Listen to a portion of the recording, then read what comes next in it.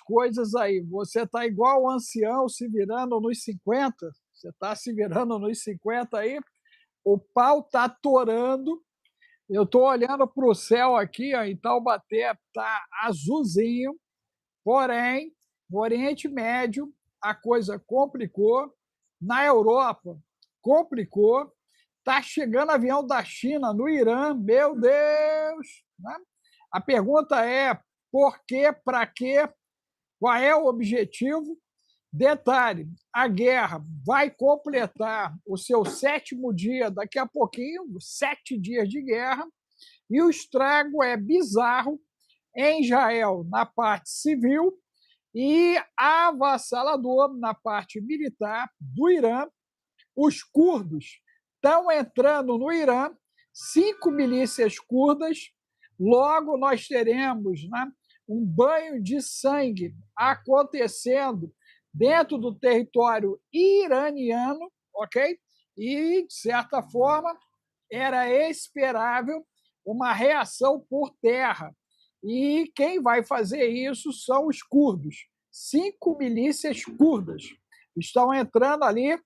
Não vai haver misericórdia, não vai haver misericórdia, e nós vamos ver o maior banho de sangue da história do século XXI, a contar, provavelmente, do dia de amanhã, quando as tropas começarem, né, o enfrentamento com a destruição da capacidade aérea e de mísseis por conta de Israel e os Estados Unidos da América. Né?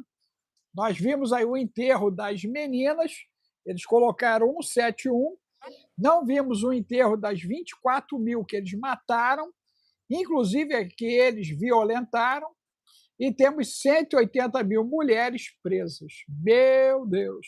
Efraim, meu amigo, como é que nós estamos hoje em relação a essa bagaceira toda? Ah, sim, eu já ia esquecendo. E o banco Blaster, o Taster, um dos indivíduos importantíssimos, preso, se desviveu misteriosamente em Brasília. Meu Deus! O cara passou para a eternidade dentro da prisão, gente. Parece filme, hein? Parece filme. Mas é Brasil, hein? Brasil. Vamos lá, meu amigo. E aí, vamos como é que nessa. a gente Olha, tá? primeiro eu quero comentar o comentário do Luiz Almeida, que ele falou uma grande verdade. Ninguém fala de como está Israel. O Luiz Almeida está 100% correto na sua análise, porque eu vejo todo mundo falar da guerra do Irã, mas ninguém fala. E eu quero dizer que hoje, não agora, porque ainda estamos aí agregando as pessoas, para não dar informação duas vezes, eu vou dar uma atualização de que está havendo distúrbios civis dentro de Israel por causa da guerra. Ou seja, mais sério do que isso, pode ser que eu mostre a vocês hoje dados reais de que pode entrar uma guerra civil dentro de Israel por causa da guerra. Então, talvez o lado americano também se aproveite disso.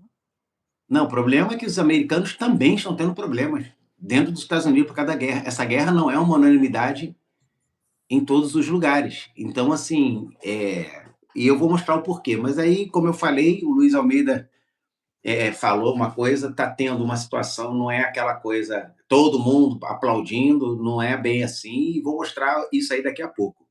Outra coisa que eu acho que a gente podia começar, doutor Alex, é sobre a pregação messiânica dentro do exército americano. Não sei se você acompanhou essa notícia, ela já é de 1 ou 2 dias atrás, mas nós não comentamos aqui, que é o seguinte, eu estou tentando falar mais baixo, que minha esposa falou que quando eu estou em live eu falo alto pra caramba, e é verdade, que eu não me ligo que eu estou falando alto. Aí hoje eu estou super controlando a minha São voz. dois, são dois. A mulher também. Você não está ouvindo? Eu falei, não sei se eles estão me ouvindo.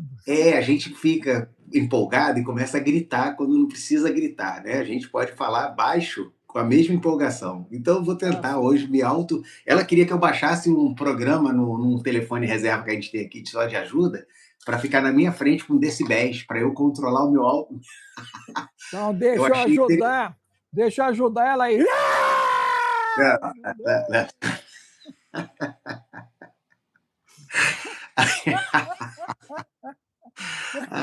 Aí o que acontece? A Dizer noite... para ela que é terapêutico, cara. O grito é terapêutico. Cara, mas a Lá no gente... Pique eu ensino a galera a gritar, sabia? Eu Tem falei que grito é de um... tribal, grito Não, mas tribal. aí voltando à notícia, porque foi assustador isso que aconteceu agora, mais assustador do que a guerra, é o que acontece. Em 3 de março, saiu essa notícia e eu não vi muita gente comentando, mas ela é muito grave, dizendo que existem sargentos, capitães, coronéis, dizendo isso para as tropas americanas. É uma coisa muito séria e a gente tem que analisar isso, que é que o Trump foi ungido por Deus para a guerra com o Irã. E que esta guerra, e isso veja, e que essa guerra é o início do Armagedon. Uma coisa é alguém que é profeta, alguém que é estudioso, teórico, comentarista de rede social como nós, falar isso. Outras são os comandantes do exército americano dizer isso para as tropas, que eles estão num serviço divino. Olha isso. A Operação Fúria à época, um grupo de vigilância religiosa recebeu mais de 200 reclamações de soldados, dia 3, que foram informados por seus comandantes de unidade de combate que o presidente Trump foi ungido para acender o fogo no Irã, que trará o Armagedon e o retorno de Jesus. Então, assim, isso dito, veja, isso são informações, isso são as reclamações de mais de 200 soldados de várias unidades diferentes e lugares diferentes, reclamando dessa instrução vindo dos seus líderes internos militares. E é interessante, né? Porque quando você lê lá em Daniel, capítulo 11, 39, assim fará ele nas fortalezas, com um Deus estranho, ao qual reconhecerá e a quem engrandecerá, e os fará dominar sobre muitos, e repartirá a terra por ganância. Daniel 11, 39. Né? Então, assim, eu acho isso, assim, é um nacionalismo cristão, essa ideia, né, de falar que eles estão numa guerra religiosa. Então, veja, uma coisa é você saber que o governo iraniano, que é hoje um governo teocrático e radical religioso, dizer que está numa guerra santa contra o grande Satã. O que ninguém está dizendo é que tem vários líderes militares americanos dizendo que eles estão numa guerra santa contra, ou de preparação para o Armagedon. Cara, isso é muito... E Não, quando... E olha, Efraim, olha só, eu sou capelão e faço trabalho dentro da capelania militar, inclusive, né? É totalmente verídico a denúncia, não tenho dúvida disso, porque a turma de capelania, de fato, deve estar colocando a coisa desse nível e os reclamantes devem ser de origem muçulmana dentro do exército americano. Né? Você vê que o número 200 é um número pequeno diante do volume de tropa que tem dentro dos Estados Unidos. Inclusive, esse termo foi utilizado, se não me falha a memória, pelo ministro da guerra dele lá, o secretário da Pete guerra. Hegseth. Ele falou sobre isso, inclusive, Mas também. deixa eu falar uma coisa interessante. A questão do número não é tão importante, doutor Alex, porque militares normalmente são... Você é militar, eu não sou, e nem fui. Mas por conhecimento de estudar, eu sei que os militares são muito difíceis de fazer reclamação Do comando. de comando. Isso é muito raro. Então, quando a gente fala de 200, a questão não é quantos, é de quantos lugares. As queixas abrangem, segundo o que eu vi aqui a reportagem, mais de 40 unidades diferentes em 30 bases militares. Então, é um número grande de mais de 200. E eu vou explicar por quê. Na minha concepção, é um número grande porque nós estamos falando de mais de 40 unidades com o mesmo discurso em 30 bases militares diferentes, ou seja, isso virou um discurso oficial dentro do Exército. Então, Mas 200... é por causa da capelania, Fran. É assim que funciona mesmo. É a Mas o que capelania. acontece? Aí o que acontece? O Pete Hegseth, que é o secretário da guerra, falou. O Peter, o outro Peter, esse é o Pete, o outro é Peter, que é o tio, que é da Palantir, andou dando palestras mês retrasado aí, no ano passado, mais de uma vez, ele começou falando do anticristo, ele deu várias palestras, depois ele deu estudos sobre o anticristo, e que ele, com a empresa dele, estava se preparando para lutar contra o anticristo. Total. Ele falou isso. E ele deu palestras que fechadas, porque as pessoas estavam falando, e aí você pega aí, peraí. Então você tem um dos caras mais ricos do mundo, dentre as big techs, né, que tem aí as empresas do Elon Musk, o grupo Meta do Zuckerberg, o grupo Amazon do Jeff Bezos, você tem o Google, que a gente nunca sabe o nome do cara do Google, porque ele é muito pouco falado, mas tu tem o, o da OpenAI, que é do ChatGPT, que é o Sam Altman. De todos esses caras, o cara mais poderoso é o Peter Thiel. Porque ele tem uma empresa que, como as empresas de Elon Musk, tem contrato com o governo americano, só que a empresa dele tem um contrato que mexe com todo o poder decisório do exército americano.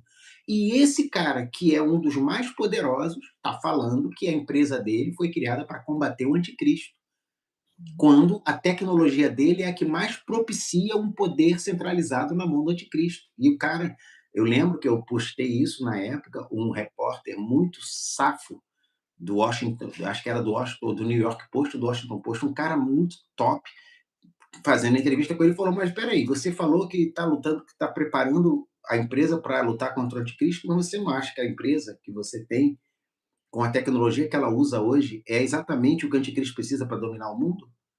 Você não acha que, ao pensar fazer contra, você, na verdade, está cooperando? E ele começou a gaguejar, porque ele nunca tinha pensado nisso. E ele admitiu: nunca parei para pensar nisso, mas claro que não.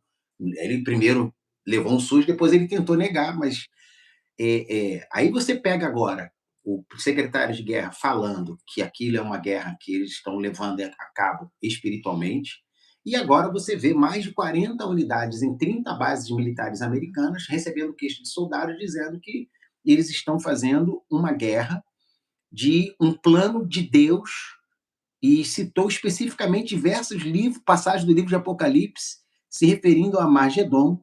O sargento que teve identidade preservada disse que escrevia em nome de outras 15 pessoas, incluindo 11 cristãos, um muçulmano e um judeu. As tropas estão atualmente fora do teatro de operações do Irã, mas estão em estado de prontidão. Um funcionário da Casa Branca negou que os comandantes estivessem dando ordens. O secretário de Defesa Pete Hegseth, um cristão renascido, realiza reuniões de oração mensal no Pentágono e participa de um estudo bíblico semanal na Casa Branca, liderado por um pregador que argumenta que Deus abençoa aqueles que apoiam Israel. A conselheira espiritual de longa data de Trump, Paula White, que é aquela pastora, faz afirmações semelhantes há décadas, incentivando os cristãos a ficarem ao lado de Israel. O pastor John Hagee, que é um cara que escreveu, sei quem ele é, eu já li algumas coisas, já li livros dele, na verdade, visitou a Casa Branca diversas vezes no primeiro mandato de Trump e disse à sua congregação domingo agora que a guerra com o Irã sinaliza que estamos nos aproximando do fim dos tempos. O embaixador dos Estados Unidos, o Mike Huckabee, que é aquele lá que está em Israel, afirmou que Trump receberia uma mensagem de Deus pouco antes dos ataques do Irã em junho. Acredito que você ouvirá uma voz do céu, falou para o Trump. E essa voz é muito mais importante do que a minha ou a de qualquer outra pessoa, ele escreveu para o Trump. Você não buscou este movimento buscou você. Cara, os caras estão levando isso para o lado religioso num país que é secular nas suas ações.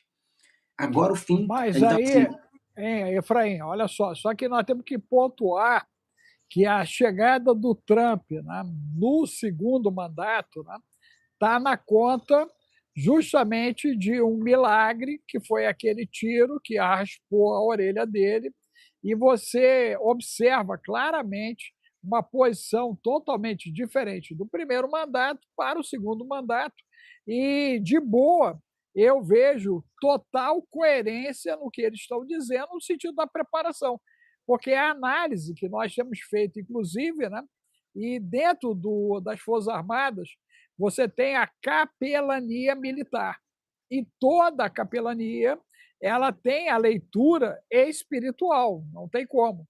E essa dissidência, né, esse número dissidente, configura justamente a ação de uma tensão interna por hora. Eu vejo como pequena, 200 não é nada em cima disso aí.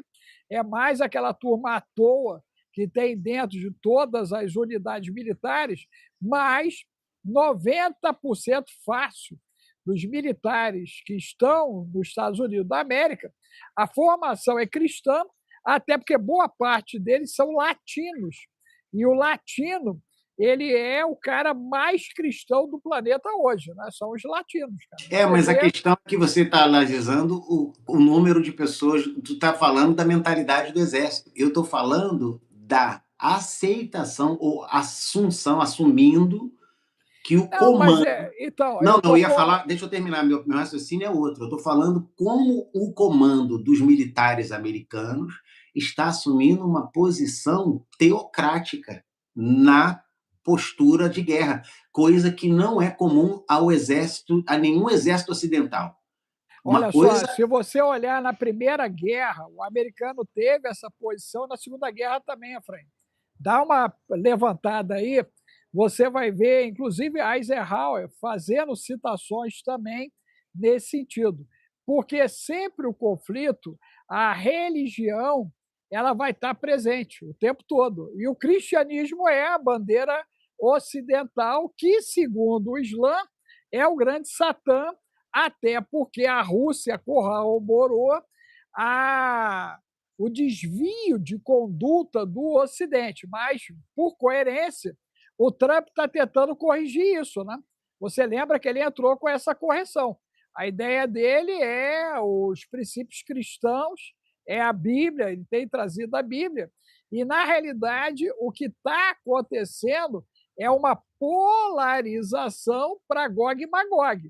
Por isso, talvez, os capelães falaram da questão do Armagedon e citaram o Trump como ungido, porque você mesmo tinha dito que Trump estava para Ciro, para os judeus, como ungido de Deus na moedinha do templo. Lembra que você trouxe isso aqui? Não, tudo isso que você está falando é o fato de que eles sempre fizeram. A questão é fazer. Não fizeram isso no ataque de 12 dias, não fizeram isso nos ataques que os Estados Unidos fizeram nas últimas guerras. Sim, Eles não conclamaram isso na guerra com o Iraque, não conclamaram sim. isso na guerra com o Afeganistão. Nunca no exército moderno, desde a Segunda Guerra, em nenhum outro tipo de conflito, e foram vários, né, muitas dezenas de conflitos que os Estados Unidos se envolveu, em nenhum deles eles alegaram, nem mesmo nesse último, que eles já atacaram lá, eles falaram que estavam fazendo um serviço divino. A questão é agora. E o porquê agora? Primeiro, porque o ataque aconteceu no dia 28 de fevereiro, num alinhamento planetário de 6 planetas, que nós sabemos que é um sinal celestial importante para a leitura de sinais. Segundo, por que que os Estados Unidos decidiu fazer isso agora e por que que o aumento da pressão, quando eles estão numa guerra com uma nação que diz que está defendendo a sua fé, eles vêm e dizem que estão defendendo a fé, eles sabem muito bem que esse momento para fazer esse discurso é criar um clash civilizacional. Uhum. Eu estava vendo um comentário de um analista dizendo que pode haver uma grande perda, praticamente assim, irreparável, para os países da CCG, que é o grupo, né, de árabe, que é o grupo árabe que tem aquela terra, porque eles têm ali plantas petrolíferas como sendo a principal base de economia, de recursos, toda aquela beleza e riqueza que aquela Península Arábica tem hoje, Bahrein, Emirados Árabes, né, que é Dubai, Abu Dhabi, Omã, Arábia Saudita, tudo é baseado no petróleo. Aí o que o Irã está fazendo? Atacando os campos petrolíferos, os portos de exportação, criando uma condição. Aí o cara acrescentou: e se eles começarem a atacar as chamadas plantas de dessalinização? Porque tanto o Irã quanto os países árabes dependem da água dessalinizada, porque eles não têm condições de manter a água potável. Então, por exemplo, Dubai é um lugar que 90% é de pessoas expatriadas, ou seja, 90% das pessoas que sustentam Dubai com aquela coisa toda são estrangeiros, que nessa questão de guerra meteram o pé de lá, porque eles têm para onde voltar. Não são cidadãos que vivem ali e que vão morrer ali. Eles não vão escolher morrer em Dubai. Então, pode-se criar agora, com essa guerra, uma situação de irrecuperável em termos sociais e econômicos para aquela região toda, se começarem a atacar os campos de petróleo e também as plantas de dessalinização de água. O Irã e os países arábicos, eles todos dependem desse sistema. Então, eles têm um sistema que parece muito forte, mas na verdade é um sistema muito frágil, que tem uma dependência muito grande de determinadas áreas da economia e da indústria. E que, se isso for afetado, já era. Não é só a questão do Estreito de Hormuz. O Estreito de Hormuz afeta, por exemplo, a China, afeta o Japão, porque 40% de todo o consumo energético da China passa pelo Estreito de Hormuz, através do petróleo e todos os commodities relacionados a isso, energético da China. Enquanto para o Japão é quase 60%. E a China já começou a gritar e falar para o Irã: não pode fechar o estreito, a gente precisa de sair aberto, cara. Você está doido? Você quer esmagar a gente com seu guerra? Não, nós somos aliados ou o quê? Mas é o seguinte: o que não entenderam, e eu acho isso, que eles ainda não perceberam, que o Irã não está num conflito, o Irã está na guerra de Armagedon deles, vamos botar assim. Para o Irã, essa é a grande guerra pela qual eles se prepararam nos últimos 60 anos. Né? Desde a 79, 55 anos de revolução. Eles estão há 55 anos se preparando para uma grande guerra com o sionista e com seu grande aliado, o grande Satã dos Estados Unidos. Então, para eles, é uma guerra final. Eles não estão nisso para fazer algumas tranqueiras aí de 2, 3 semanas e depois sentarem para negociar. Eles não estão para negociar. E vamos dizer assim, eles já estavam nisso, entraram nessa guerra com esse discurso, e no primeiro dia, o último prego que faltava para fechar o caixão era a morte do seu grande ícone, que era o Ali Khamenei. Então o Irã não vai parar essa guerra, ou ele vai ser... Agora, deixa eu entrar um pouquinho aí, Efraim, em cima do que você está colocando, porque nós tivemos a Espanha, né, dizendo não, e em menos de 24 horas ela dizendo sim. Houve uma mudança de posição na Espanha, né? Depois do cara ter cuspido o marimbondo, alguém puxou a orelha dele lá forte e o cara mudou e teve que engolir a língua dele. Ponto 1. Ponto 2.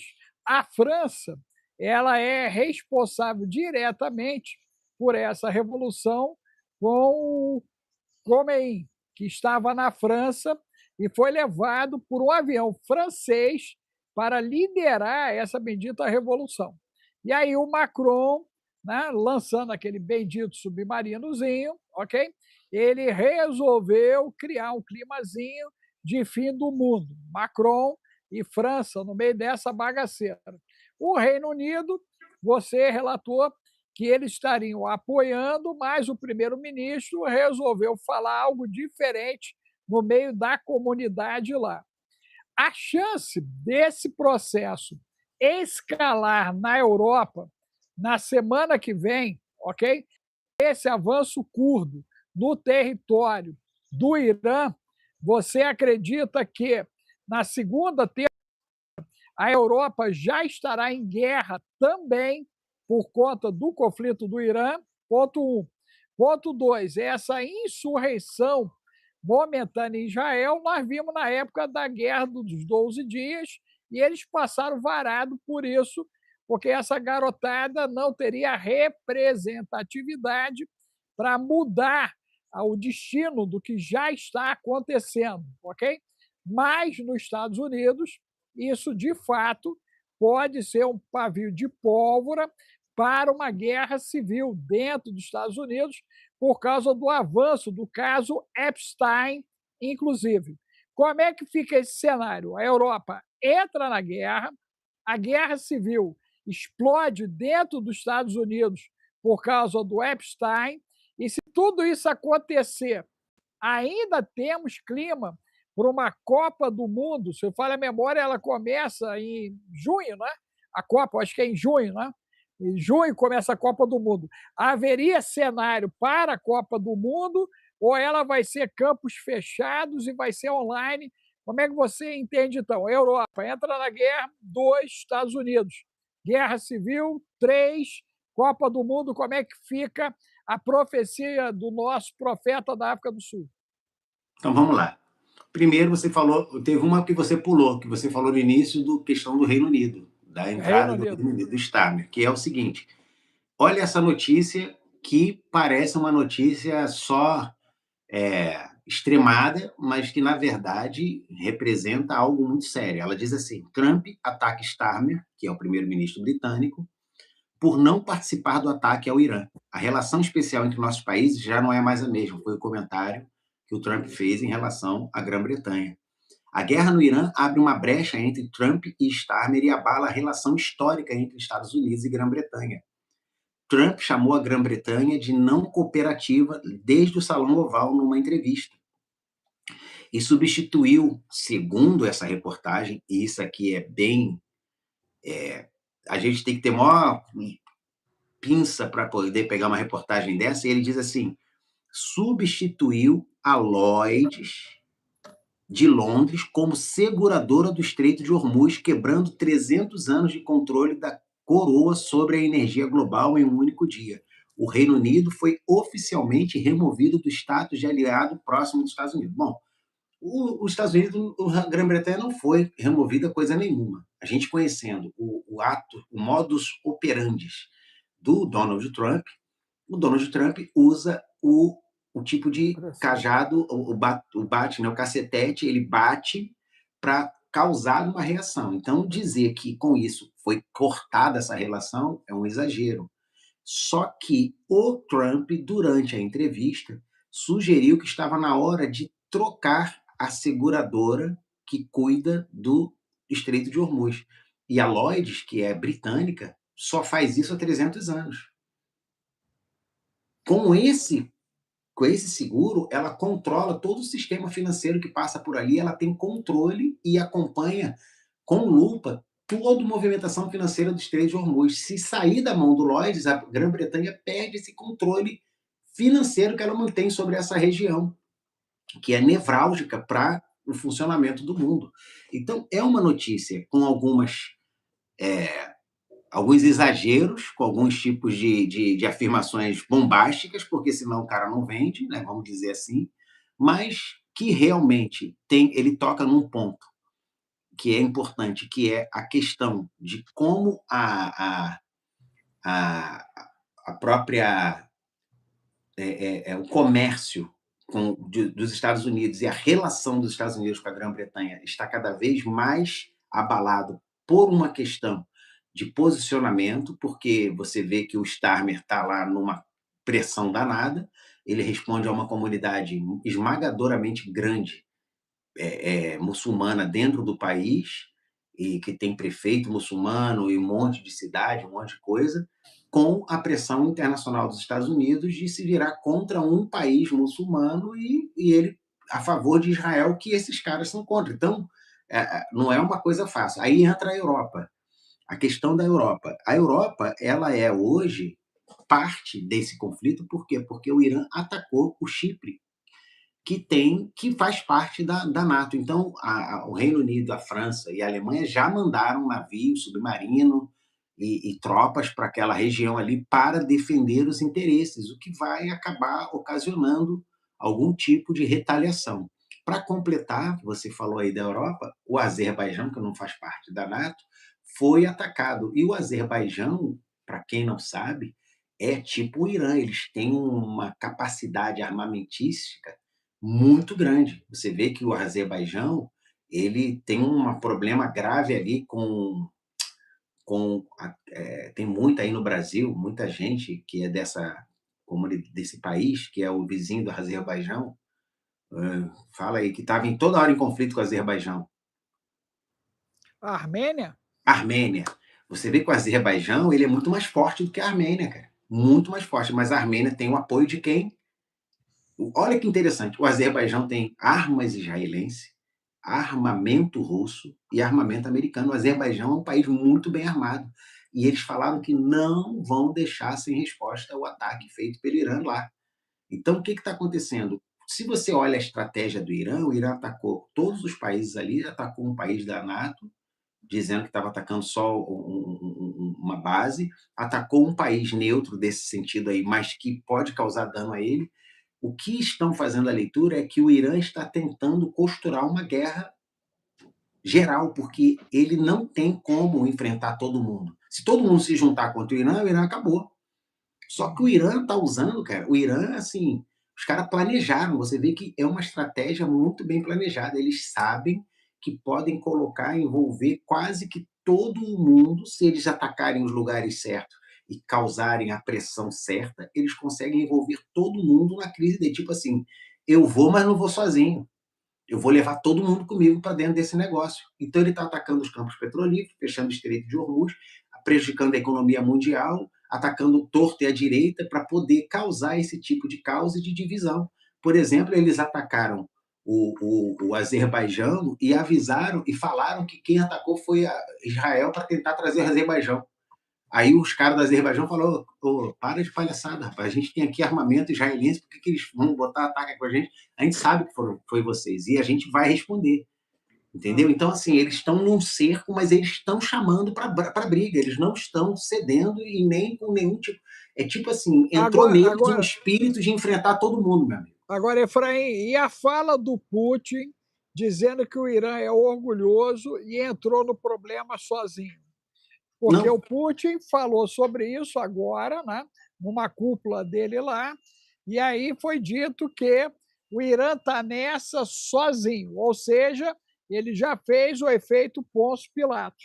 Porém, paralelo a isso, está chegando aviões chineses no Irã, cargueiros, estão chegando no Irã ali.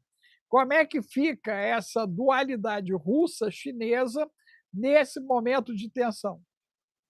Veja, não é uma questão de dualidade, é porque o Irã, diferentemente de outros países como a Síria e outros ali em volta, ele não buscou o guarda-chuva da Rússia. Eu lembro que antes dessa guerra começar, já tinham feito a análise e estavam falando de notícias de que os líderes iranianos iam para a Rússia. Uhum. A Rússia, ela tem uma característica de apoiar, fazer essa jogada toda, tal política, mas ela é muito assim voltada para ela como sendo o centro das ações. E o Irã, apesar de ser aliado e ter contado com ela e ter apoiado ela na guerra com a Ucrânia, essa coisa toda, o Irã não tem a característica de se submeter e nem de se resvalar em ninguém.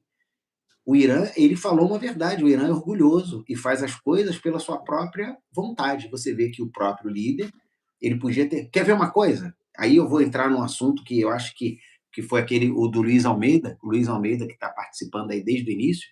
Ele falou assim, ninguém fala do problema de Israel, então eu vou precisar falar do problema de Israel, porque estão surgindo distúrbios civis contra policiais e militares dentro de Israel perpetrado por judeus e por israelenses. Por quê? Porque o Netanyahu, assim que começou a guerra a sério, foi para a Alemanha, para um bunker. O Netanyahu não está em Israel. O Netanyahu meteu o pé para a Alemanha, está lá dentro de um bunker, comandando o país de fora. Isso caiu muito mal, cara. Caiu muito mal dentro do povo israelense, judeu. E segundo os relatos que estão lá, principalmente de Tel Aviv e Haifa, a situação aponta para uma desobediência civil organizada e um colapso da disciplina militar, coisa que é muito improvável pode estar acontecendo hoje dentro de Israel. Com mais de 200 edifícios reduzidos a escombros e das redes sociais sugerem vários reservistas se recusaram a se apresentar para o serviço. A posição deles é que, se a liderança, que Netanyahu, está ausente, por que deveriam arriscar suas vidas? Já que o líder que está mandando eles arriscar está seguro em outro país, fora do Mas ponto. ele não apareceu, Efraim, no meio dos escombros, visitando-os. Tem uns 3 dias, ele estava andando no meio dos escombros lá. Doutor Alex, as imagens que a gente vê é uma coisa, isso aqui é dito por judeus que vivem em Israel, dizendo que o cara está na Alemanha escondido, ele está causando um problema. Mas tu checou essa informação? Ela é Não, isso verdadeira? aí é verdadeira, só que você não vai ver isso nas reportagens, porque os caras não podem mostrar fraqueza. Isso é verdadeiro, isso não é feito pelo Irã, por exemplo. Isso aqui é uma reportagem feita dentro de Israel. Por isso que o Luiz Almeida, eu gostei do comentário dele, ele falou no início, ele falou, ninguém está falando nada de Israel, porque parece que Israel está coeso. Israel esteve coeso naquela guerra de 12 dias, eles eram um só, cara. Agora, olha que interessante, ao mesmo tempo que tem... Aí eu vi uma reportagem, um artigo de um jornalista israelense mostrando aviões de Israel chegando com israelenses voltando para a terra deles para estar dentro da terra durante a guerra. Por isso que está causando essa confusão. Por que o Netanyahu foi para fora? Isso soa muito mal, mas não foi só isso. Há uma crise de deslocamento interno, porque a Guarda Revolucionária Islâmica está, segundo o relato, tornando-se visível no terreno. Os bunkers subterrâneos de Israel estão superlotados. Muita escassez de alimentos e medicamentos, as tensões estão aumentando com incidentes de pessoas atacando umas às outras e militares enfrentam sérios desafios para controlar a situação. Na ausência de Netanyahu, que deixou Israel e foi para a Alemanha quando o conflito mais recente começou, grupos extremistas dentro de Israel teriam começado a se armar. Esses grupos estão tomando decisões independentemente do governo, o que pode levar o país a uma guerra civil interna. Israel está atualmente lutando em duas frentes, uma contra o Irã e seus aliados, e internamente contra uma estrutura doméstica em colapso. Ou seja, se o Netanyahu não voltar urgentemente e mostrar a cara no meio de tudo, como você falou, e mostrar que está lá para isso pode causar um problema mais grave do que a gente imagina. Aí foi preso um Agora, cara, Efraim, só para terminar, foi um cara tirado de dentro do Congresso americano, um CEO americano, todo fardado, a segurança tirando ele à força, porque ele era contra os Estados Unidos lutar essa guerra. E ele falou que representava muita gente dentro do militarismo que não quer também. Então, essa guerra está longe de ser uma unanimidade, mesmo dentro dos países que estão usando ela. eu ia dizer o seguinte, que a pessoa aí da notícia, né, ela falou do Irã e seus aliados, né? Quem seriam os aliados do Irã nesse momento, já que o Irã aparentemente está em voo solo? Um. Dois, uma situação de tensão interna num conflito dessa magnitude é extremamente normal, porque a população civil, né, ela está sendo prejudicada, porque o Irã está atacando alvos civis. Então, ele está jogando a população contra a operação militar, enquanto Israel e Estados Unidos estão concentrados, né, em alvos militares. A ação deles, né, é, como você relatou, a questão econômica de um lado e do outro lado é os civis, para causar o dano. Terceira situação que vale a pena colocar aí: os ortodoxos estavam sendo, né, pressionados pelo Netanyahu ali, a galera, a ceder seus filhos para a guerra. E por eles se considerarem levitas, eles não querem pegar em armas, eles querem que os outros morram por eles, mas eles não querem pegar em armas e estão fazendo uso do pensamento levítico, que eles não se apresentariam a não ser para o estudo da Torá e para cuidar da parte espiritual do povo. Isso não pode estar ligado aos ortodoxos? Aí é que está a pergunta, assim, ela envolve uma série de questões internas de Israel, mas não é só uma questão de se negar a lutar. O que está acontecendo agora é que, assim, uma coisa é você lutar uma guerra de 12 dias, outra é você ver 200 prédios de dentro da sua capital completamente destruídos e derrubados. Nós estamos falando de uma crise humanitária que, por exemplo, Israel vai atacar, está atacando agora o sul do Líbano e já falou para todo mundo evacuar do sul do rio Litani. Ele está falando que tem que evacuar. O Líbano vai ser obrigado a ver o deslocamento de 350 a 400 mil pessoas do sul do Líbano, porque ele vai precisar destruir praticamente aquela infraestrutura toda que o Hezbollah tem ali. Então, assim, a mesma coisa hoje dentro de Israel. É muita gente ficando sem moradia, tem muita gente que está no bunker, quando voltar não vai ter nada, não vai ter para onde voltar. E é uma guerra difícil, porque não tem uma, uma referência de que vai acabar rápido, de que esses ataques vão acabar, de que o Irã vai sentar. Eu vi um cara dizendo, aí no Brasil, um cara de origem árabe, alguma coisa assim, pelo sotaque, dizendo que os Estados Unidos pediu para o Irã parar de fazer os ataques e o Irã se recusou. Eu acho assim, parar, mandar o outro parar e continuar atacando, não faz nenhum sentido esse tipo de notícia. Eu achei um pouco imaginativa da cabeça dele, como se os Estados Unidos estivesse desesperado, não aguentando os ataques. Mas a verdade é que hoje, mesmo, como eu tinha falado ontem, a assimetria de gastos já é brutal entre os Estados Unidos e Israel com o Irã, em termos de combustível, mísseis, tudo muito caro do lado dos Estados Unidos, Israel e os demais, contra gastos bem menores, mas já totalmente contabilizados por parte do Irã, que ainda tem muito armamento para usar, apesar de ter tido destruído tanta parte de infraestrutura militar, bases, lançamento, armazenamento. Eu vi hoje imagens de aviões que estavam estacionados no Irã sendo destruídos já lá no estacionamento, né, nos hangares, sendo destruídos dentro de hangar. E, assim, o ataque americano e israelense tem sido muito bem sucedidos nos alvos que eles já estabeleceram.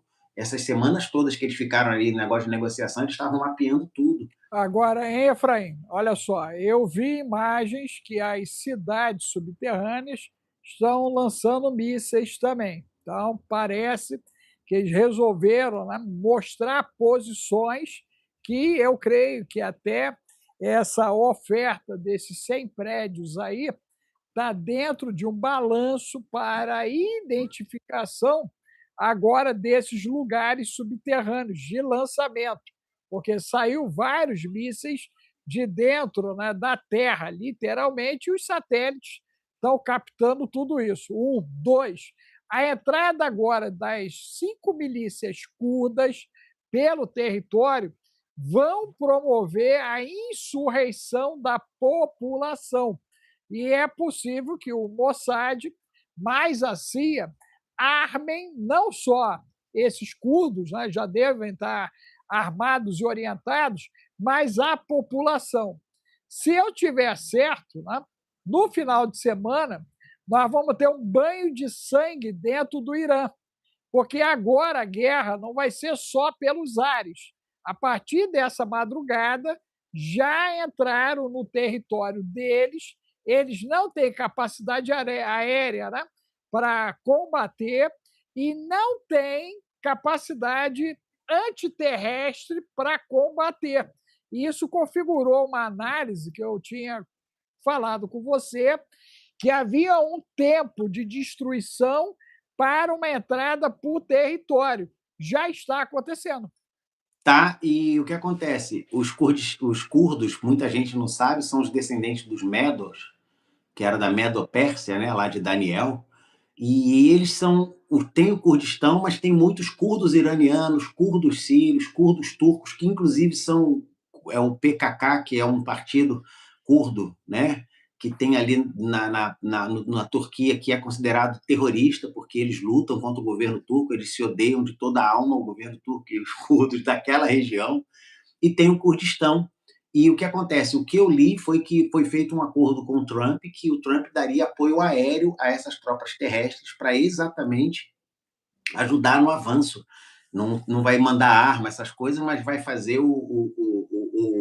a cobertura aérea para um avanço desses curdos iranianos, que, segundo a reportagem que eu tenho em mão aqui, as forças curdas que operam ao longo da fronteira são considerados um dos grupos armados de oposição mais proeminentes a confrontar o regime em Teherã. Eles são aqueles, eu acho que é Pargementes, que eu não estou lembrando o nome, que eram os caras que tinham um treinamento mais eficaz daquela região para combates corpo a corpo e direto, né? Organizações envolvidas são grupos curdos iranianos que mantêm milhares de combatentes, a maioria dos quais opera a partir do território da região do Kurdistão iraquiano ao longo da fronteira com o Irã. Segundo fontes curdas, essas forças vêm se preparando nos últimos dias para participar de operações terrestres no oeste do Irã, com o objetivo de pressionar as forças de segurança iranianas e dispersá-las por várias frentes. Ou seja, o objetivo deles é trazer tropas iranianas para cima para poder dispersar, não ficar tudo concentrado num lugar só e ajudar dessa maneira. Né? Não é uma invasão e vamos tomar tudo, mas é uma forma de ir pegando aquilo que tiver na frente para os caras terem que vir defender. E eu já vi notícias do governo iraniano dizendo que estava mandando já tropas para aquela região para dispersar toda a tentativa de entrada terrestre, mas vai ser. Eu acho que o objetivo era esse. Não, e detalhe, você vai alimentar a insurreição, né? Porque aqueles mortos ali de janeiro, mais os presos de janeiro e fevereiro, essa turma ali vai se levantar, rapaz, pode ter certeza disso.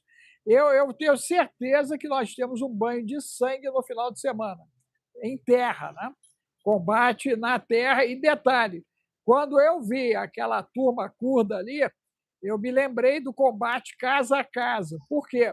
Eles estão entrando com veículos leves, são veículos urbanos, de mobilidade urbana, ok? Então, isso cria uma vantagem operacional absurda, porque é como se fossem ratos para serem caçados. Vai ficar muito difícil para o Irã se defender desses invasores. Eu creio que o negócio vai torar ali. Agora, É, se torar como eu espero, eles vão usar a força máxima contra a Europa e vão tentar causar dano aos aliados e a Israel. Como é que fica esse cenário se eles usarem a força máxima que até agora eles não usaram? Esses mísseis de maior poder destrutivo, né, não foram usados ainda, né? Então, nós temos talvez aí 4, 5 dias para o troço tomar uma proporção absurda, mas absurda aí mesmo, lembra, absurda. eles têm mísseis muito mais potentes que eles começaram a usar um ou outro, mas ainda não usaram ele na sua Sim, totalidade. Só sim. que Estados Unidos e Israel também não usaram suas forças mais potentes, estão fazendo ataques aéreos localizados, como você falou, inclusive em Teherã. Os vários e vários prédios destruídos em Teherã são todos objetivos militares, não foi nenhum lugar residencial, nada disso. Pode ter tido um ou outro atingido de forma indireta, mas foram todos objetivos militares e policiais de segurança pró-opressão do povo lá. Agora, se aumenta a capacidade de destruição por parte do Irã, pode ter certeza que também vai aumentar a capacidade de ataque dos Estados Unidos e Israel, que não estão usando também a sua capacidade destrutiva total. Então está meio que parelho essa questão. Uma Na coisa que tua avaliação, a guerra estaria empatada? eu acho que a guerra não está empatada e não está também muito claro ainda, por causa do tempo que ainda está, de avaliação de quem está conseguindo mais coisas. Em termos de estratégia, eu acho que o Irã está mais bem preparado do que os Estados Unidos e Israel por um conceito geral. Em que sentido? Eles estão envolvendo um monte de país e trazendo um monte de prejuízo para muita gente, causando muito mais uma comoção internacional em termos de prejuízo do que os Estados Unidos e Israel, que acreditavam que em 1, 2 semanas iam dissuadir depois que destruíssem todos esses objetivos militares que eles têm contato. Eles achavam, parece, pelo tipo de ataque que estão fazendo, que o Irã ia ter que jogar a toalha. E tudo que a gente está vendo é o contrário. O Irã não só não joga a toalha, como começou a atacar tudo e todos, sabendo que, por exemplo, a Arábia Saudita já disse que vai responder, o Catar já disse que vai responder, o Azerbaijão já disse que vai responder, todo mundo disse que vai responder, mas ninguém respondeu. Porque ninguém quer se tornar alvo principal. Ser um alvo secundário ainda é um bom negócio na atual conjuntura. Então, eu acho Deixa que não eu... tem ainda quem ganhar. Deixa eu terminar a resposta. Eu acho que quem está ganhando, quem está perdendo, atualmente não dá para dizer quem está ganhando, quem está perdendo. Eu acho que os objetivos são diferentes e todos os dois estão conseguindo alcançar os seus objetivos até agora. Ok. O Sérgio perguntou do horário. Sérgio, normalmente é às 11 horas. Gratidão aí pelo impulsionamento seu, né? Deixa eu ver quem mais aqui impulsionou. Lembrando a galera, né, que entrou, gente, coloca o número 1 e a cidade que você está nos vendo e ouvindo, né? Eu vi, né, se fala a memória, o Marcos aí na Costa Rica, agradecer aí o Roberto, né, que nos apoiou, a Ana Godoy também, Ana Maria Godoy, gratidão, Ana, que nos apoiou até aqui, o Adiltons também, né, lá de Feira de Santana, acho que é Feira de Santana que a Efraim falou, né, que é o nosso baiano que está sempre aí Não, nos não, acho que é apoiando. perto, acho que é baiano, mas não é de Feira de Santana. Né? Ó, o Roberto aí também, que nos apoiou até aqui. Agradecer os assinantes que estão de verdinho, gente. Nós precisamos chegar a 1.000. Não chegamos nem a 100 assinantes. Por favor, assine, print, mande para o Zap, o 21 995 31 34 67. Se tu puder pedir o Bill, ó. O Bill não colocou ainda o Zap nosso. Passa uma mensagem para ele, Efraim, para colocar o Zap 21995, gente, 31 34 67, ok? Você pode pedir o mangá gratuitamente, o primeiro mangá, ok? O primeiro capítulo, né? O primeiro mangá lançado, ok? Do Ancião. Você manda mangá, você vai receber gratuitamente. E o Zap é o 21 995 31 34 67. O Zap é o 21 995 31 34 67.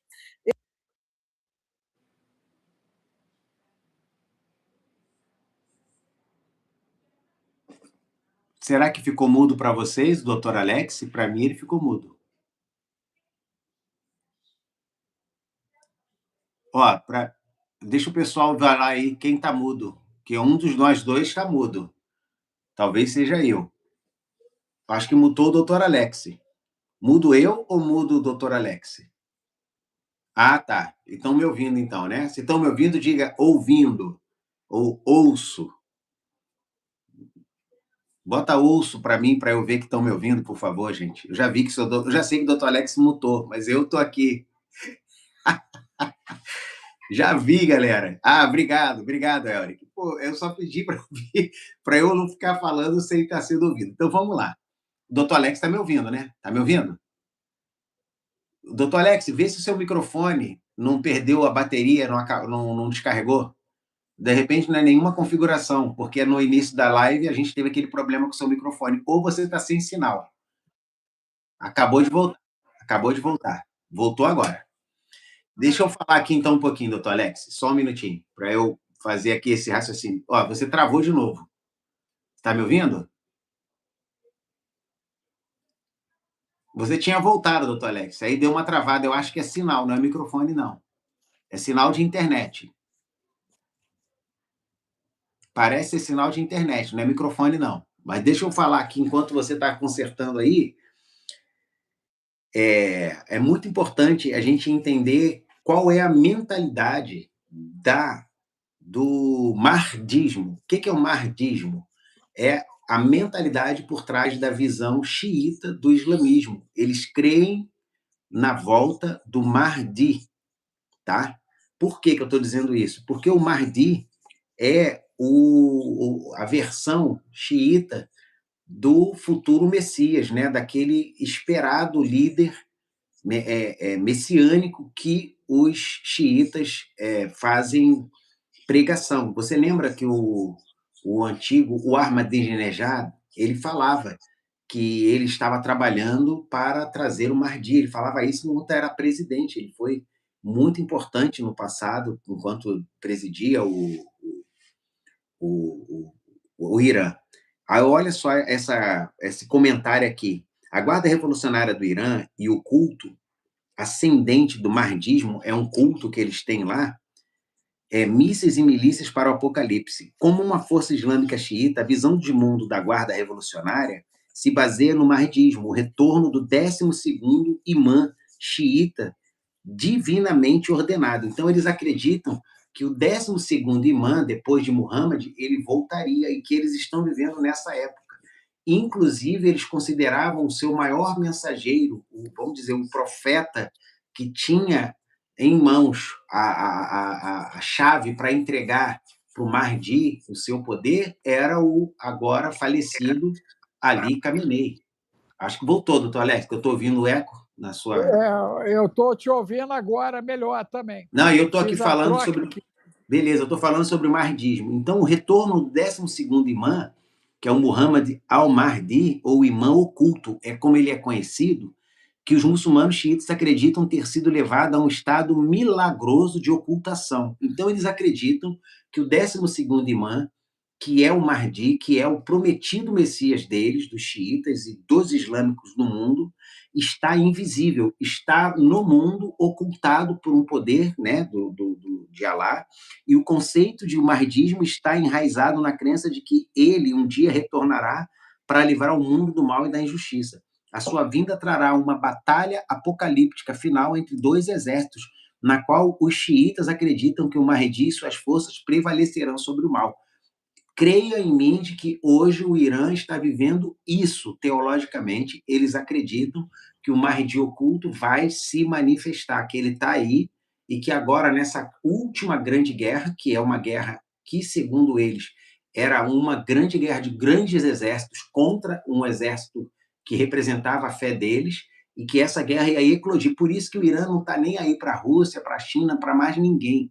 Eles agora estão lutando uma guerra, para eles, uma guerra santa.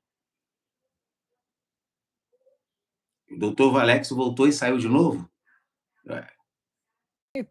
Aí, você está me Sim, ouvindo? sim. Eu acho que você está com sinal toda hora interrompendo, mas agora a gente está te ouvindo. Pode falar. Tá, não, eu ia dizer que é o seguinte, eles disseram que o Khamenei teria ressuscitado. Mas aí essa tal de Anábia que botaram aqui, que está falando que o Khamenei vai ressuscitar no terceiro dia e que isso vai fazer com que todos... Bom, gente, ele realmente, assim, a gente sabe que os poderes das trevas vão ser energizados, vão ter mais poder de agir, porque está escrito nas escrituras que Deus vai permitir que eles ajam com esses sinais e prodígios que vão enganar a muitos. Mas, poxa, o Khamenei estava com 86 anos, com um braço paralisado e já com uma doença terminal que já não tinha cura. Então, assim, para ele voltar realmente só pelo poder do inimigo. Não, e se voltar o clone dele? Mas aí é que tá. Dentro da fé muçulmana, ele não pode ser o Mahdi. Porque eu acabei de falar isso aqui, é que você estava ainda, não acho que não estava me ouvindo. O Mahdi, para eles, é um 12º imã que está ocultado pelo poder divino para voltar só no momento crucial de vencer a guerra e de dar o poder a eles. Então, assim, não é ele que estava ali esse tempo todo, é alguém que não está visível ainda, mas que estava ali escondido. Então, a gente vai ver se vai aparecer algum líder muito carismático que vai conseguir galvanizar aí muitos outros muçulmanos, inclusive não só xiitas, mas também os sunitas. Minha gente, ó, o Bill conseguiu colocar aí, ó, o Zap, o 21995 31 34 67, você printa, você manda mangá, que você vai ganhar o primeiro mangá gratuito, ok? Nosso, mangá, o número 1. Não fique de fora disso, você vai entender um monte. Também nesse Zap você consegue fazer o código de Enoque, que vai ser esse sábado com o Efraim, ok?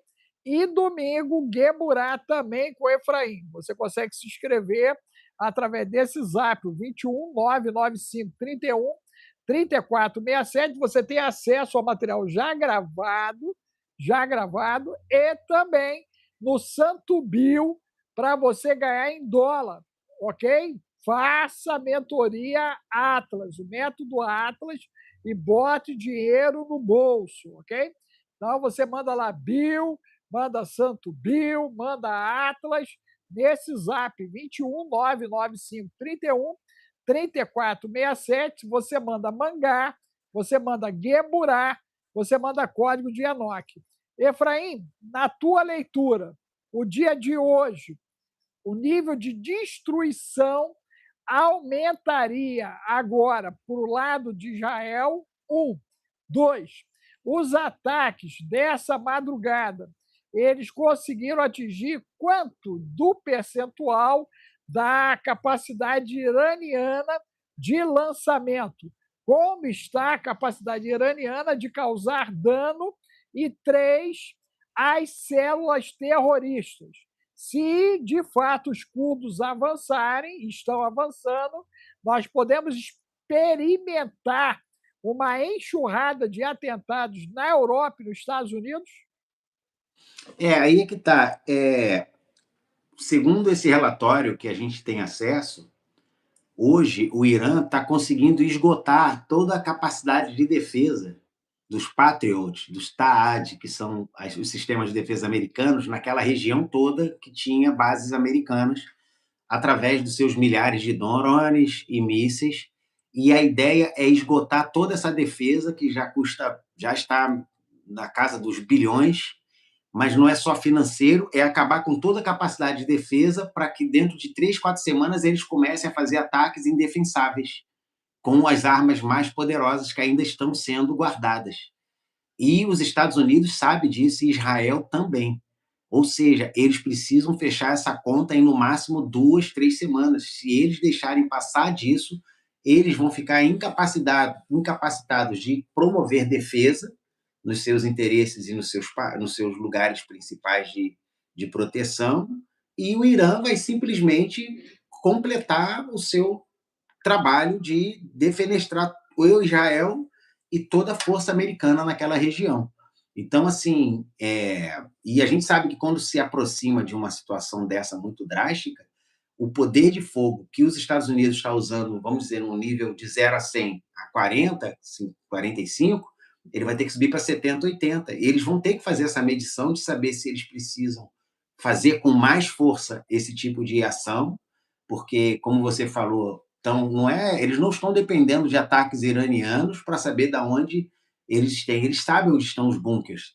Eu acho que ainda não chegou no ponto de começar a atingir as chamadas cidades subterrâneas, que são cidades a muitos metros abaixo, e mesmo aqueles destruidores de bunkers têm dificuldade de chegar lá, né, para a destruição. Então, de repente, eles terão que fazer, e eu acredito que pode chegar a esse ponto, não estou afirmando, de Israel precisar usar armamento atômico tático, que são aquelas armas de grande destruição, mas localizadas, que não causam aquela coisa massiva, né, como Hiroshima e Nagasaki, mas um armamento que possa neutralizar praticamente alguns quilômetros em volta do lugar atingido, bons quilômetros em volta do lugar atingido. Eles já têm tudo mapeado, a gente não pode esquecer que, apesar de não terem tropas terrestres de dominação e conquista, tem muitos efetivos de inteligência israelense e já Estados Unidos, e a gente tem como provar essa afirmação, porque teve pilotos de caças que foram abatidos sobre o Irã, e simplesmente chegou um grupo de salvamento israelense e americano e retirou os caras de lá, não foram capturados. Como é que os caras chegaram dentro do Irã tão rápido? Tipo, minutos depois, os caras já estavam lá recuperando os pilotos, porque os caras estão dentro do Irã, mas eles não estão lá com forças de controle, de dominação, mas estão com forças de causar muitos, muitos danos ao Irã.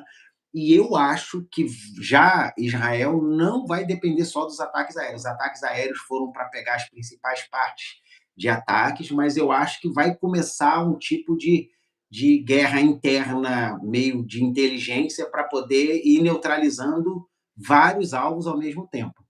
E eles precisam fazer isso no máximo 2, 3 semanas, que é quando se calcula hoje, pelo conhecimento de estoque, que esses armamentos de defesa hoje, que estão a defesa desses ataques a partir do Irã, estão atuando. Eles não podem manter isso por muito tempo, porque não tem o suficiente para manter isso por meses e meses a fio. Mas apesar de que, quando a gente ouve esse tipo de relatório, eu não me impressionam muito, porque diziam a mesma coisa da Rússia, que ia acabar, que a Ucrânia ia acabar. Os caras já vão fazer 4 anos que não acabou coisa nenhuma, nenhum dos dois lados para de atacar. Ou seja, os caras aumentam a produção e continuam fazendo as suas tratativas de ataques e danos no inimigo. Eu lamento que a gente tem 440 pessoas, mas só 270 likes, né? A gente podia ter pelo menos passar de 350, mas é difícil.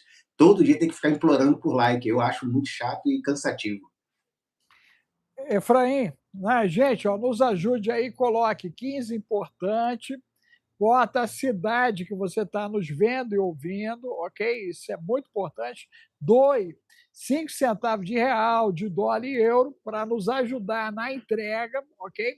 Isso é muito importante, gente, vocês nos ajudarem. Efraim, como está o mundo agora? Quais são as últimas notícias aí que estão aparecendo, né?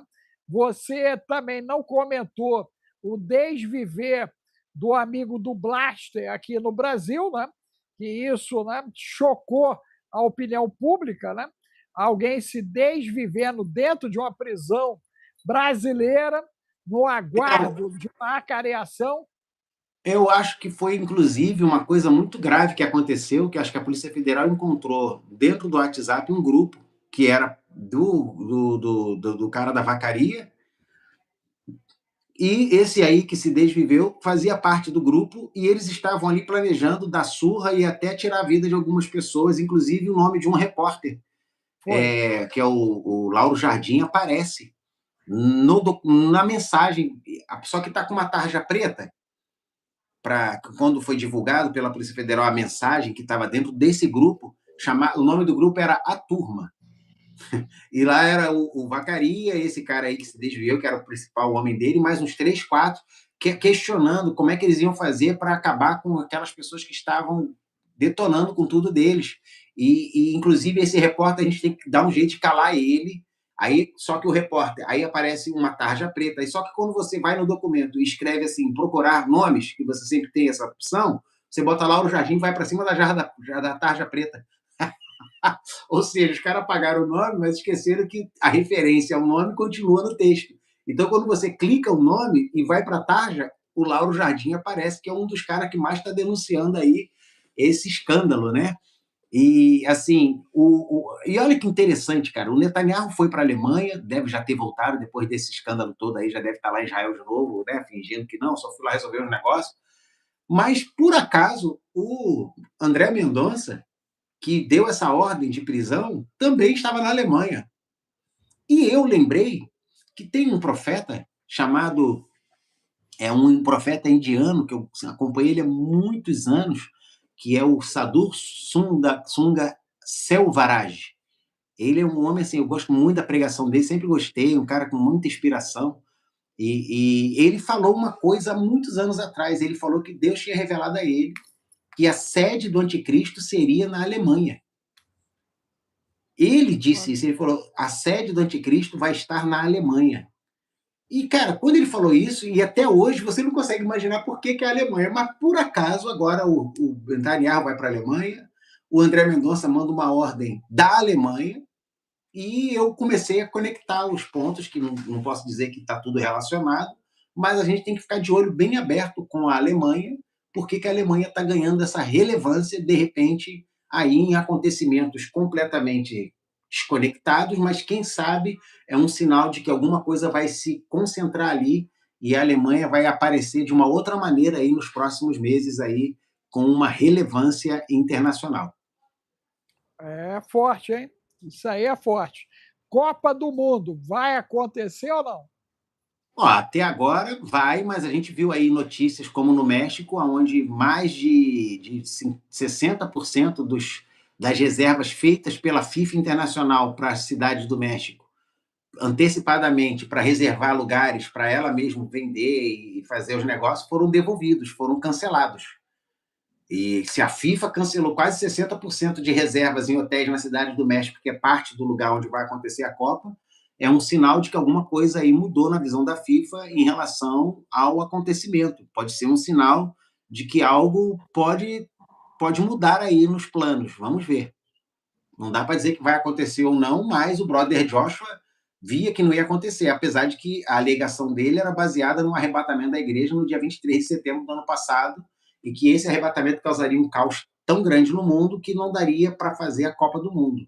Mas ele disse que não teria Copa. A gente vai ter que esperar mais um pouco aí para ver se a guerra vai fechar mesmo em 2, 3 semanas, como foi programado pelos Estados Unidos e Israel, ou se ela vai se prolongar e envolver mais países, causando um caos aí muito grande. Agora, é importante também a gente comentar, eu publiquei, já tem uma semana atrás, na minha conta do Instagram, o Chris Bledsoe, e comentei aqui na live contigo. Eu não sei se você vai lembrar, mas o Chris Bledsoe é aquele cara que teve uma visão com uma bola de luz, que ele estava na pescaria com os filhos. Já tem quase uma semana e meia que eu publiquei essa entrevista dele. Aí agora a Carol Capel fez coisa com ele, um monte de gente fora está fazendo reportagem com ele. Por quê?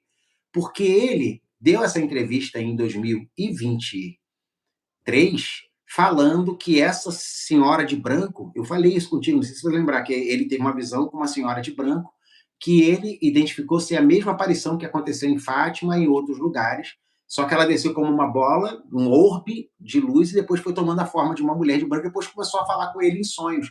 E eu até falei contigo que ele via um encontro de Régulos com a esfinge, lá do Egito, e que esse encontro vai acontecer no dia 20 de março. Só que em 2023, ele disse, olha, a guerra com o Irã vai acontecer, ela me disse que vai começar no dia 28 de fevereiro de 2026, quando tiver... Não falou o dia, falou, vai acontecer em 2026, quando houver um alinhamento de 6 planetas. Vai começar uma guerra com o Irã. Pô, o cara disse isso em 2023, que a mulher de branco, que ele chama ela assim, disse para ele que em 2026, quando houvesse um alinhamento de planetas, ia começar a guerra com o Irã. Ele falou isso. A entrevista está lá para quem quiser ver. Eu publiquei ela e até republiquei ontem, porque eu falei, cara, agora eu tô vendo Carol Capel, um monte de gente fazer, mas eu publiquei antes de todo mundo e acho que ninguém deu muita importância. Que eu só tinha 114 mil visualizações naquela...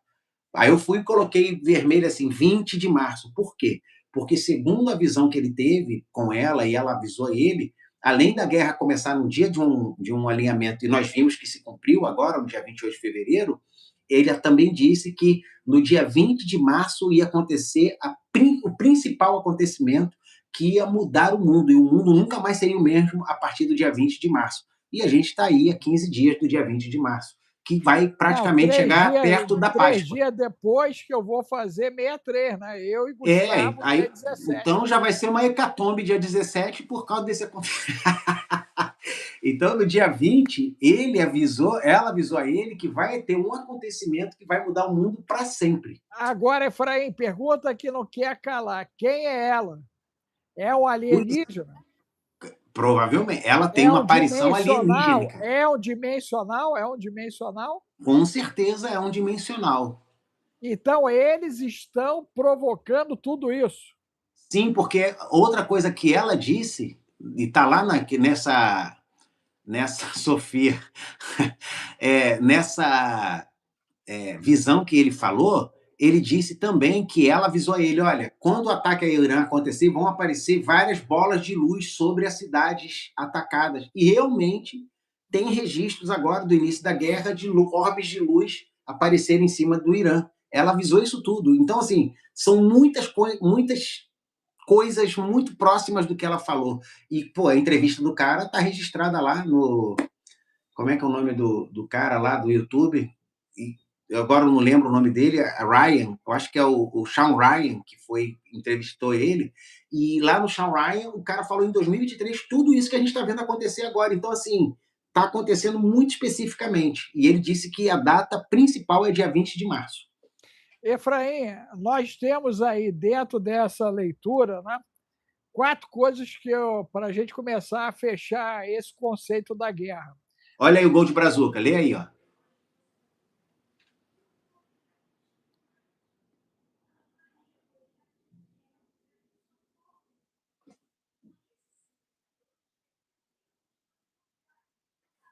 Alô, doutor Alex?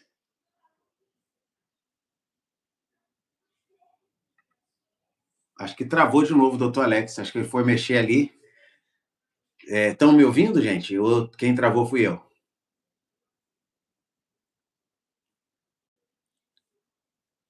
Eu acho que quem travou foi o doutor Alex, então estou de novo sozinho aqui na live.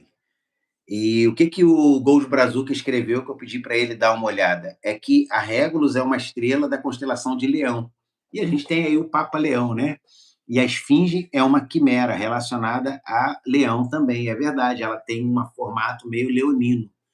E segundo a revelação que ela deu a ele, nesse dia 20 de março, a Régulos vai estar 100% alinhada com a esfinge, com o pé da esfinge, no meio da pata da esfinge. E o mais interessante, e acho que foi a Carol Capel que observou isso, é que o símbolo eu acho que é da questão eu acho que a tropa aérea espacial dos Estados Unidos tem uma estrela apontando exatamente num símbolo muito parecido com a esfinge. Então parece assim que está tudo conectado ali, como se dentro desse emaranhado de símbolos a gente tivesse ali a manifestação de Regulus com o pé da esfinge dentro de um símbolo hoje usado oficialmente pelo governo americano para o seu comando espacial. Eu vou até procurar aqui para ver se é isso mesmo, se eu estou dando a referência certa. Deixa eu ver, comando espacial americano, sim.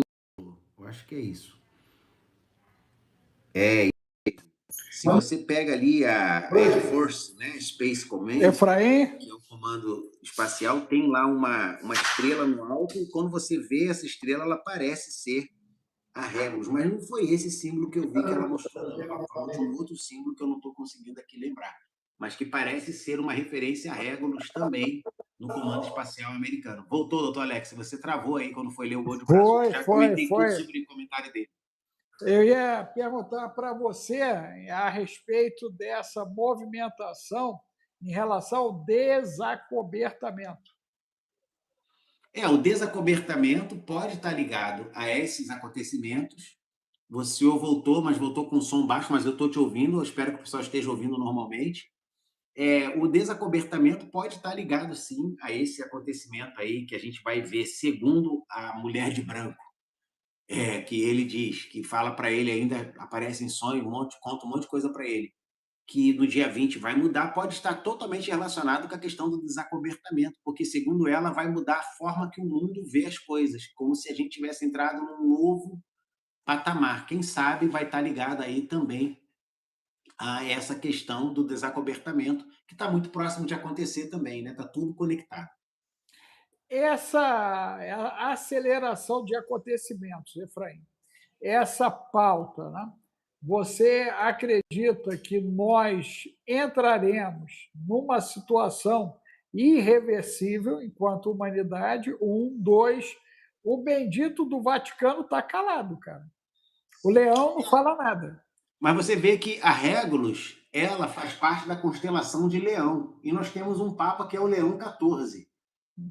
E é interessante que pode ser que ele esteja calado para que, quando abrir a boca, ele esteja já acomodando uma situação que vai trazer aí um pânico no mundo todo. Eu pensei nisso.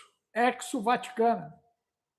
O Exo Vaticana, exatamente, que é o livro do Tom Horn e Chris Putnam, que falam sobre isso, que é um livro bem interessante. Eu tenho esse livro aqui, que pega uma série de artigos e reportagens e pesquisas de campo e entrevistas que eles fizeram com líderes daquele Observatório Lúcifer, que é do Vaticano, que tem lá nos Estados Unidos. Eles fizeram entrevista com Cro-Magno, que era o cara que era o líder lá da pesquisa, e eles pegaram uma série de declarações oficiais com permissão dos caras, fazendo uma leitura mostrando que o Vaticano já vinha preparando toda uma teologia para esse desacobertamento, mostrando que esses seres também são filhos de Deus, aquela coisa toda, que fazem parte de um plano maior teologicamente, para não perder ali a sua importância, que ele já vem se preparando há anos para isso. Temos alguma notícia de última hora, meu amigo? Não. Era só isso aí.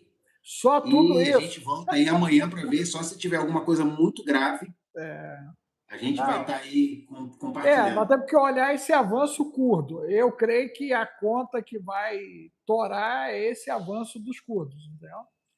Ok? Minha gente, zap 21 995 31 34 67. Você manda Gueburá. Dá uma palhinha, cara, do código de Enoch sábado e do Gueburá de domingo, para a galera ver. O código de Enoch vai ser estrondoso, porque eu vou mostrar como esses seres que se apresentaram a Enoch se parecem muito com os relatos de abdução e de aparecimento de vários que estão historicamente comprovados e registrados.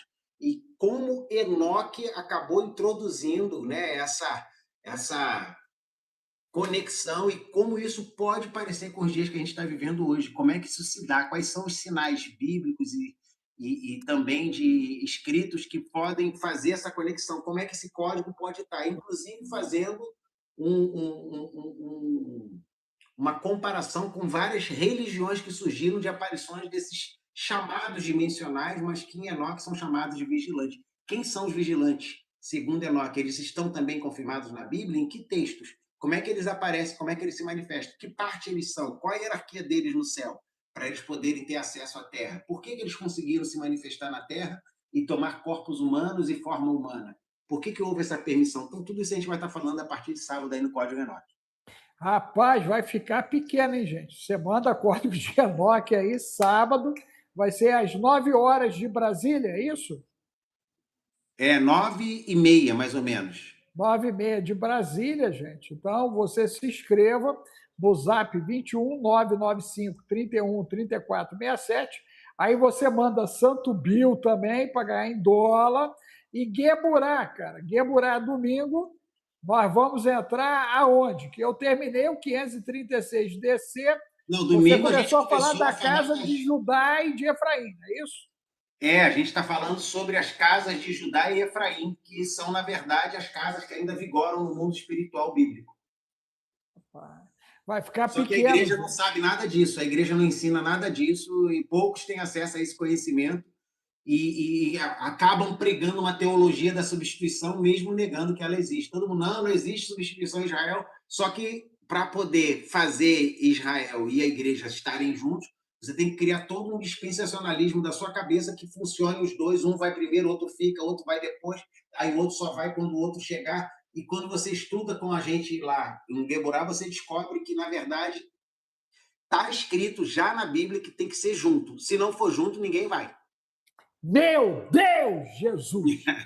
Só misericórdia, gente, ó, corre, corre de Enoque, corre, Geburá, corre, Santo Bill. Nós estamos te aguardando, hein? Um abraço aí, Efraim. Obrigado, irmão. Fica com Deus aí. Até amanhã, se Deus Até permitir. amanhã.